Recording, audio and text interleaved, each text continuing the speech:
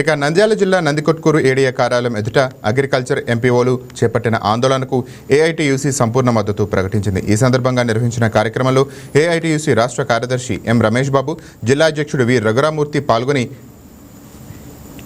ఎంపీఓల సమస్యలపై ప్రభుత్వాన్ని నిలదీశారు. గత 12 ఏళ్లుగా ఎంపీఓలు కేవలం 12,000 వేతనంతోనే విధులు నిర్వహిస్తున్నారని, వారికి పీఎఫ్, ఈఎస్ఐతో పాటు అన్ని చట్టబద్ధమైన ఉద్యోగ ప్రయోజనాలు కల్పించాలని డిమాండ్ చేశారు.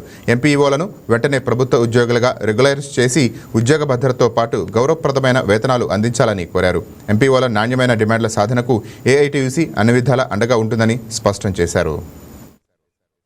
రాష్ట్ర వ్యాప్తంగా ఎంపీఓలు వ్యవసాయాధికారి కార్యాలయాల దగ్గర 2 రోజుల పాటు నిరాహార దీక్షలు చేస్తూ జిల్లా కలెక్టర్ కార్యాలయాలు వద్ద ధర్నాలు, అదేవిధంగా రాష్ట్ర వ్యాప్తంగా విజయవాడలో కూడా ధర్నాకు పిలుపునివ్వడం జరిగింది.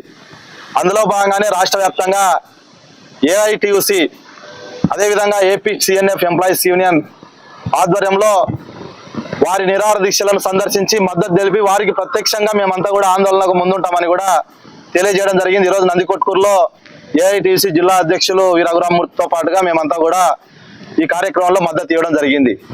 ముఖ్యంగా రాష్ట్ర ప్రభుత్వానికి మేము ఒకటే విజ్ఞప్తి చేస్తా ఉన్నాం.